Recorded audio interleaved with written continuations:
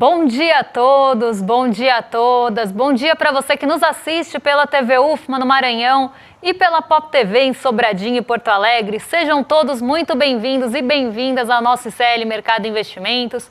Hoje, quinta-feira, vamos comentar o relatório trimestral de inflação que trouxe as novas perspectivas aí para vários indicadores importantes, mostrou qual foi a surpresa inflacionária do último trimestre. A gente vai passar isso tintim por tintim com vocês. Hoje saiu o índice de confiança da indústria também, que depois de ter subido por vários meses, recuou agora em setembro, então a gente vai também tratar esse ponto. E vamos falar dos acenos do governo lá na reunião da FIT. A gente tem também o investimento direto no país para comentar. Tudo isso a gente vai passar com vocês daqui a pouquinho, porque agora eu vou dar bom dia para o André, que está em casa hoje. Bom dia, André, tudo bem com você? Bom dia, Débora. Bom dia a todos os nossos telespectadores. Hoje é dia de falar desse relatório trimestral importante para a gente ver o que o Banco Central está esperando para a economia brasileira. E já adianto aí que eu achei algumas coisas um tanto quanto estranhas aí, mas a gente discute aí daqui a pouco. Vamos falar aí dos acenos que o Haddad está dando aí para o mercado. Mais uma vez aí tentando agradar o mercado, aí o Haddad aí, para tentar ser abraçado aí pelo nosso querido amigo mercado. Vamos falar da confiança da indústria que caiu aí, tentar explicar o porquê de acontecer isso, né? Mas a gente já pode passar para a nossa agenda, né, Débora? Vamos ver o que o nosso telespectador tem no dia de hoje aí para enfrentar? Hoje a agenda tá recheadíssima. Eu tinha avisado ontem que a agenda estava longa hoje e realmente ela tá, né? Porque hoje saem vários dados importantes de vários países, não só aqui do Brasil. Nos Estados Unidos tem uma série de indicadores que saem hoje.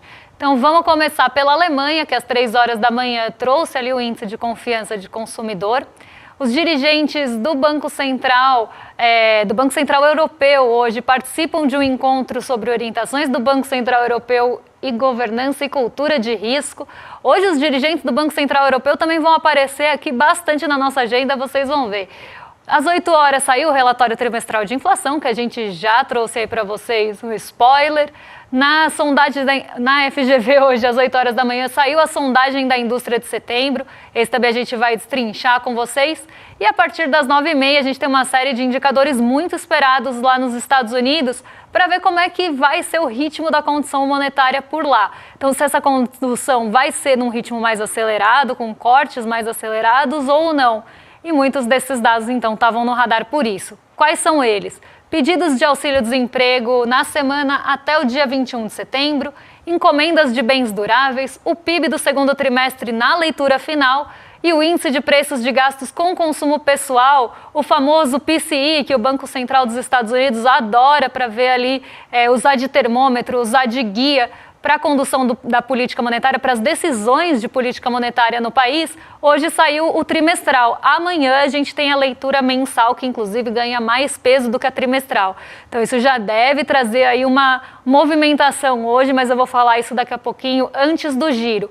Mas a agenda não para por aí não, então vamos mudar aqui, porque a segunda parte da agenda está tomada por dirigentes do Banco Central de uma forma geral. Então hoje fala a Susan Collins, em uma conversa de diretoria com a diretora do Fed, a Adriana Kugler, num evento institucional.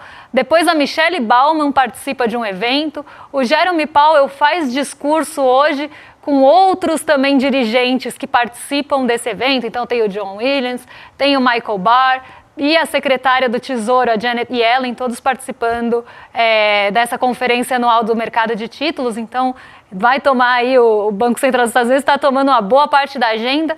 Tem às 11 horas, agorinha, a coletiva sobre o relatório trimestral de inflação do Roberto Campos Neto e do Diogo Guilhem. Então eles vão aí falar sobre o relatório, comentar o relatório.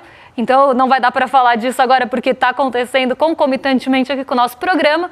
Mas amanhã, se tiver alguma fala muito ali absurda ou alguma fala importante, a gente traz para vocês.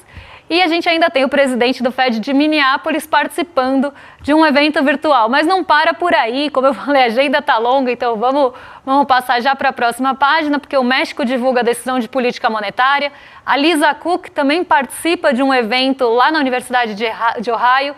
Lisa Cook, aí, que é diretora do Fed também, Lucro industrial sai na China à noite, dado esse muito esperado, principalmente nesse momento de estímulos econômicos. Então, dependendo de como vier esse lucro, pode trazer mais perspectivas de estímulos econômicos lá na China. Ao longo do dia sai o CAGED, o Tesouro também divulga o relatório mensal de dívida pública e a gente continua tendo ali, durante a semana e durante o dia de hoje, a Assembleia Geral da ONU. E ainda dos dirigentes do Banco Central Europeu, a gente tem a Christine Lagarde, que é a presidente da instituição, falando hoje, e a gente tem o Luiz Guindos também participando, e a Lisa Cook dos Estados Unidos também aí participando de uma conferência na Alemanha. Então hoje realmente é um dia aí bem focado nos dirigentes do Banco Central dos Estados Unidos. Aqui no Brasil, o relatório trimestral de inflação era o dado mais aguardado, mas a gente vai aí também passar pelo relatório trimestral da indústria, porque ele trouxe alguns pontos bem importantes. Então, a agenda, como eu falei, tirar o fôlego aqui, porque ela estava longa demais, mas dia bem importante aí para a política monetária, sobretudo. Agenda bem tomada aí por discursos, né? Então, potencial dia da marmota hoje, Débora, porque qualquer fala aí pode fazer o mercado subir, descer aí sobre essas perspectivas aí de juros, aí, principalmente nos Estados Unidos, né? Mas vamos passar para o nosso giro de mercado, Débora, porque tem a notícia aí que a gente sempre sugere para vocês aí todo dia, aí para vocês saberem o que aconteceu, o que vai acontecer, o que você deve esperar, né? Mas você teve aí, pelo menos na Ásia, que é o que a gente sempre começa falando, né? Alguns estímulos, principalmente aí na construção civil, né? A gente tá aí, também parece que é um dia da marmota essa questão da construção civil, né, Débora? Porque desde que a gente começou o programa, a gente fala aí que tá com grandes problemas esse mercado aí na China, né? Mas esses estímulos aí, como corte de taxa, financiamentos aí novos que a China anunciou, parece que animaram os mercados lá, né? Animaram, e a perspectiva é que tenha novos estímulos. Então, desde o fim da semana passada, a gente tem visto ali as decisões em relação a juros. Então, por mais que os juros de 1 e 5 anos na China tenham ficado intactos, então não foram cortados, outros pontos ali durante o início dessa semana foram modificados. A gente está falando de recompra, a gente está falando de compulsório. Depois saíram algumas medidas voltadas também para o setor imobiliário chinês, que é um setor que vem patinando muito, está enfrentando dificuldade. Tem toda aquela discussão em relação aos títulos de dívida das empresas do setor imobiliário chinês, se elas pagam ou não pagam ali as suas dívidas, né? Tem toda essa questão envolvendo o setor imobiliário chinês, e a gente sabe, a gente sempre fala aqui, que o setor imobiliário é um setor que é propulsor de crescimento, ele também tem alta demanda de commodities, então fica todo mundo de olho nesse setor imobiliário, não só pela fragilidade que ele vem apresentando há alguns anos, mas também por essa expectativa de retomada desse setor lá na China. Então, isso vem ganhando os holofotes e tem ficado muito no radar. E depois de uma semana que a China foi divulgando as suas decisões ali de estímulos, e essas decisões foram consideradas como o maior pacote de estímulos desde a pandemia, né, estão até chamando de pacotão da China e tudo mais, porque vem aí uma série de estímulos sendo divulgados em sequência, o mercado passou hoje a esperar mais. Né? Então, expectativas hoje foram criadas depois que o governo chinês anunciou que tem novos estímulos ainda por vir. Então, a gente está ali naquele momento em que se espera esse detalhamento e essas novas divulgações. E aí, o mercado foi para o positivo lá na Ásia em bloco hoje, justamente esperando já que esses estímulos sejam divulgados brevemente. Eu vou colocar aqui de novo, né? Parece que estou repetindo 3 dias, mas vocês vão ver que o gráfico está mudando, então não é uma repetição. O Xangai Composto na tela, porque depois dele subir 4% num dia, depois subiu 1% no outro, hoje o Xangai Composto subiu 3,61% e levou ali o minério de ferro junto com ele para o terreno positivo, as expectativas para as commodities também de uma forma geral, aqui não...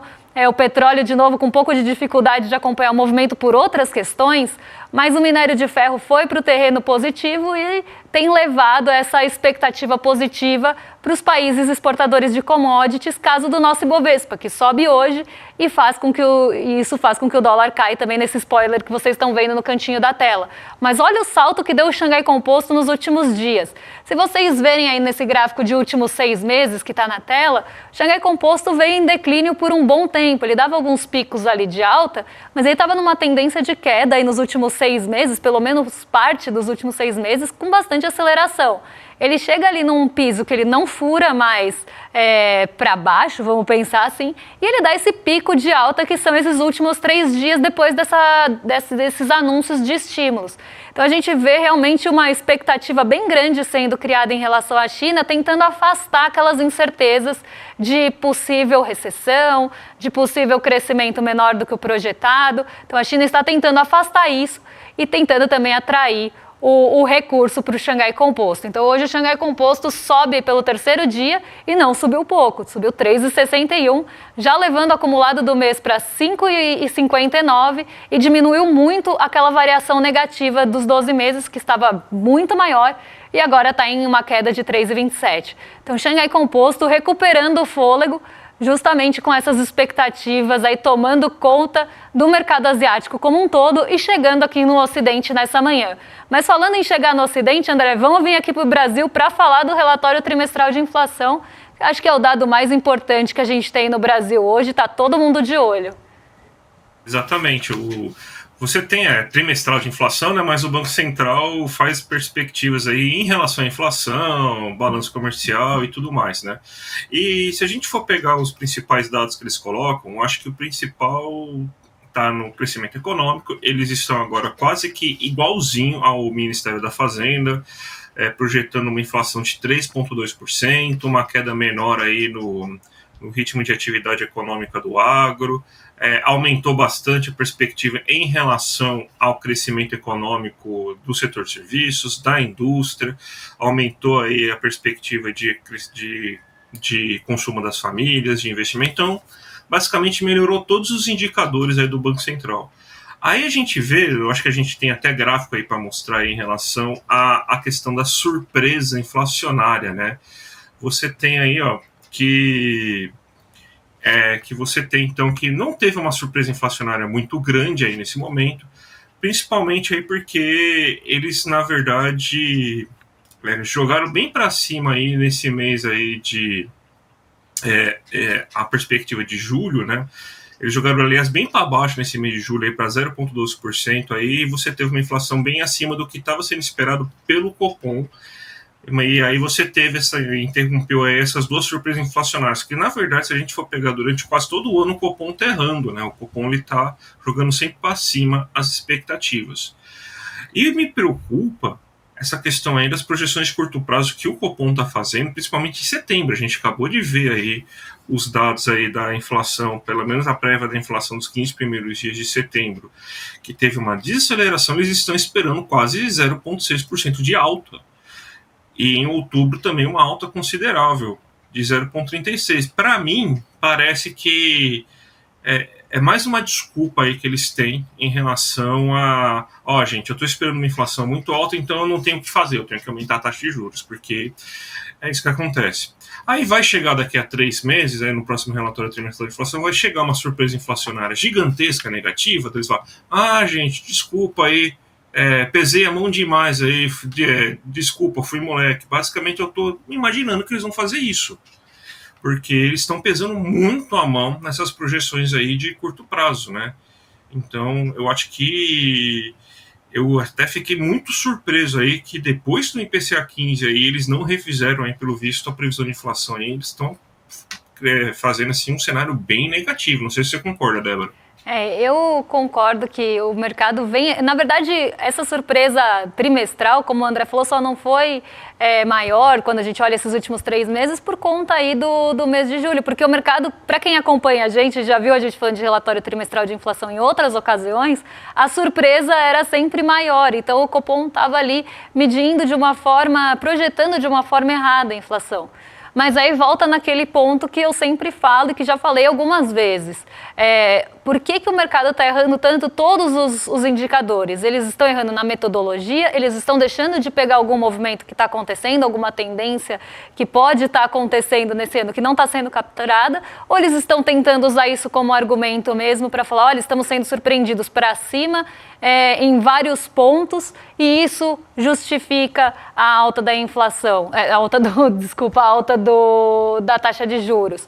Então, uma inflação ali que a gente previu em 0,12, veio em 0,38. Olha só como surpreendeu. Ou, por exemplo, quando a gente fala das pesquisas mensais, que elas têm vindo muito acima do projetado, às vezes mais que o dobro do projetado na mediana e muito acima do teto, da maior projeção, para falar, nossa, olha como está crescendo acima do esperado. Então esse é um ponto para a gente questionar nesse ano de 2024, porque normalmente o Copom ele é revisto ali, o Focus, ele é revisto com bastante frequência. Então ele começa ali com projeções no começo do ano bastante distantes da realidade, mas eles vão sendo ajustados ao longo do ano. O que a gente tem visto é o erro mês a mês e agora também aparecendo no cenário do Copom, que teve aí toda essa surpresa no mês de julho, provavelmente para usar como justificativa de surpresa inflacionária para cima, algo que não vinha acontecendo nos outros meses, se a gente pegar o histórico.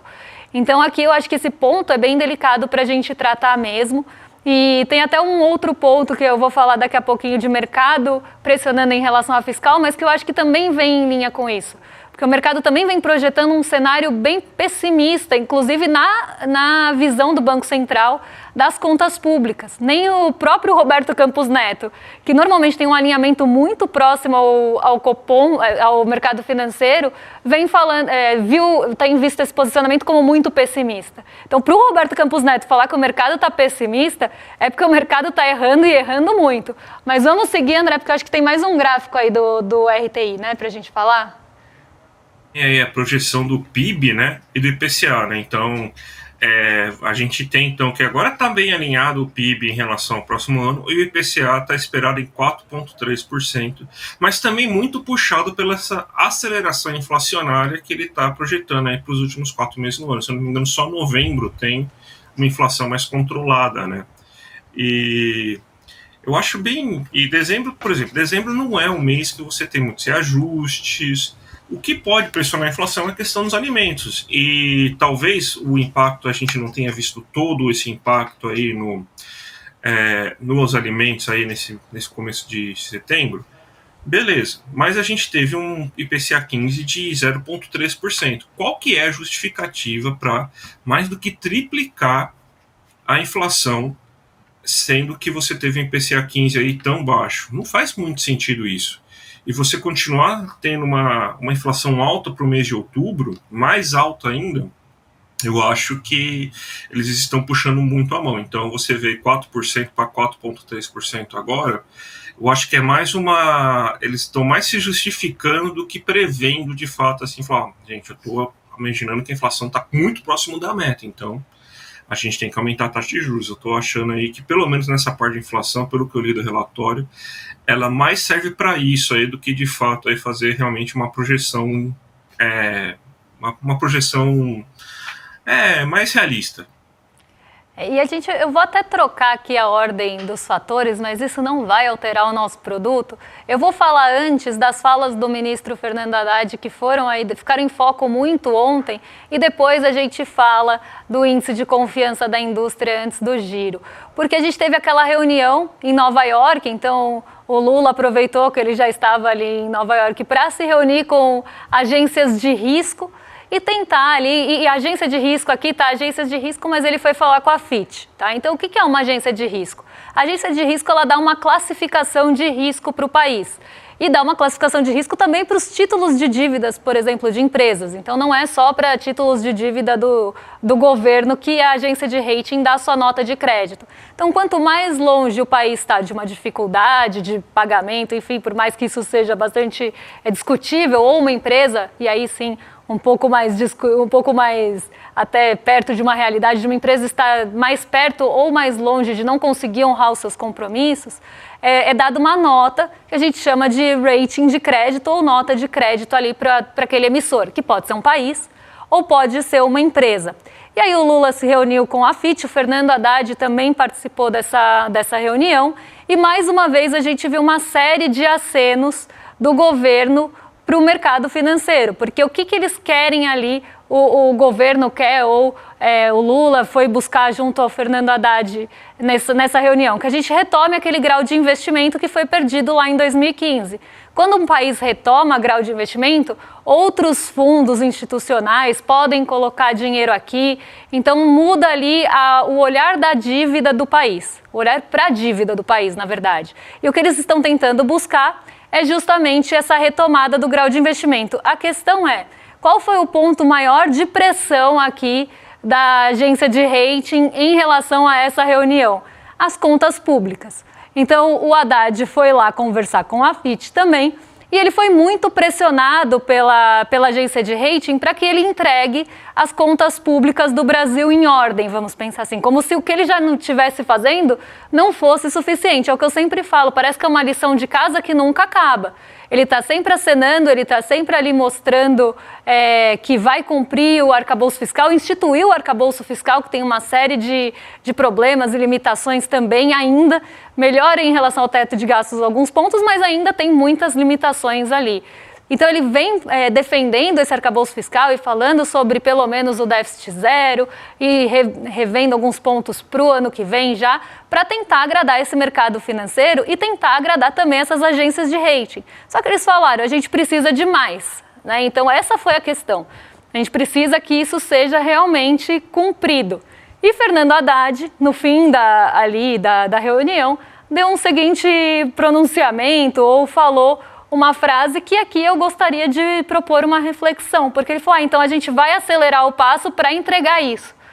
O que seria acelerar o passo para entregar isso na visão do ministro Fernando Haddad? Aqui eu vejo como mais um aceno, e um aceno dos grandes, de acelerar o passo para cumprir o arcabouço fiscal e cumprir ali as metas de superávit, enfim, que o país, ou de déficit zero, que o país tem que entregar, e às custas do que ele vai fazer isso? É cortando o quê? Né? Esse é o ponto. A gente sabe onde vai cortar, a gente sabe onde vai penalizar. E para agradar, mais uma vez, uma exigência que parece que não tem fim de parte do mercado financeiro e também aqui da agência de rating. Até o Lula falou que precisa que a agência de rating não pode só conversar ali com a Faria Lima, que tem que ouvir o governo também, porque as visões estariam muito realmente pessimistas ali das empresas e da Faria Lima. Mas aqui o que eu queria trazer, é importante ter esse diálogo com a agência de rating? É importante. Mas a gente também tem que ver qual é o limite de ceder a essas pressões, e não só ceder a essas pressões. Essa questão de acelerar o passo para cumprir com o combinado ali do arcabouço, para cumprir o déficit zero, como se fosse a coisa mais importante do nosso país, em busca de agradar ali um mercado financeiro e agências de rating, que eu acho que torna a coisa um pouco mais complicada. E a gente sabe que o mercado tem uma lupa enorme no fiscal, e usa o fiscal para pressionar, inclusive, juros. Então aqui, né, inclusive mudando métricas a bel prazer ali para tentar construir não, mas para sustentar a narrativa. Então aqui, porque ela já está construída, mas precisa sustentar também. Então aqui eu vejo mais uma tentativa, mais um aceno em relação a isso e trazendo ali essa dúvida, né? O que vai ser esse acelerar? Porque ele não explicou, ele só falou que vai acelerar. Mas eu queria muito saber do ministro Fernando Haddad qual vai ser essa aceleração e da onde vai vir ou vão vir esses cortes. Eu acho que isso é o que eu gostaria de saber nesse momento. Não sei se o André quer falar alguma coisa sobre isso também. Sim, gostaria sim, porque primeiro que assim, eu entendo que a gente está nesse modelo aí que realmente a gente precisa dialogar com essas agências de rating, não sei o que o mercado gosta disso, que a Faria Lima se baseia nisso, mas a gente tem que lembrar quem são essas agências de rating. São 3 as principais, né? A Standard & Poor's, a Moody's e a Fitch, né? E essas agências de rating são criminosos. Quem lembra de 2008 sabe qual foi o papel que essas agências de rating tiveram na crise. Elas sabiam, isso aí está provado, que os títulos que elas estavam vendendo como AAA, que são os títulos mais seguros, não eram AAA e que eles estavam à beira da ruína. Eles sabiam que esses títulos eram podres e não fizeram nada com medo dos grandes bancos e dos grandes corretores de valores não pagar a agência de rating mais para continuar avaliando seus títulos. Então, essas agências de rating é o seguinte: quem paga mais ganha melhor nota. Eles não fazem isso com países porque eles recebem do mercado financeiro. E é o mercado financeiro que manda com eles. Então, eles simplesmente são só um braço do mercado financeiro que vem encher o saco aqui falando se o país é bom ou não. Então, eu não dou bola para esses caras. Eu não dou bola, eu não gosto de falar com isso, eu sei que é importante, mas para mim, esses caras aí que se lasquem aí, porque depois de 2008, o que eles fizeram? Eles fizeram pessoas perderem suas aposentadorias, pessoas morarem em trailer, custou 2 trilhões de dólares para o mundo a atitude que esses cafajestes fizeram. Então, para mim, eu não suporto esses caras. A agência de rating erra e erra bastante. A gente não pode colocar toda ali, enfim, como se tudo que eles fizessem na nota que eles dão como uma verdade absoluta. Inclusive, eu falo muito sobre isso em aulas de investimento, porque o que as pessoas vão ver é a nota de crédito do emissor, e não dá para confiar 100% em nota de crédito de emissor, principalmente se a gente estiver falando de crédito privado, porque justamente empresas de rating erram. E erraram muito feio lá em 2008, aqui eu estou sendo bem generosa em falar que eles erraram, né, de dar rating bom para quem tinha crédito podre na carteira. Então aqui a gente tem que sempre ter um pé atrás e esse olhar crítico também. Quem favorece essa nota de rating, quem se beneficia disso e sempre nunca tirar isso de mente, sempre ter isso no olhar, porque é muito importante. A gente tem pouquíssimos minutos, André, eu vou me despedir aí de você e vou tocar aqui o fim do programa. Se quiser dar um tchau aí pro pessoal em casa. Só dar um tchau mesmo, um abraço, a gente se vê amanhã, tá bom, gente? Tchau, tchau. E ficamos devendo mais alguns assuntos que vão ficar para amanhã. Então amanhã a gente fala do índice de confiança da indústria, a gente inverteu aqui os papéis justamente porque esse era o assunto bem importante do dia, a questão aí da reunião do Fernando Haddad. Então amanhã a gente traz tanto o investimento direto como aí o índice da confiança da indústria.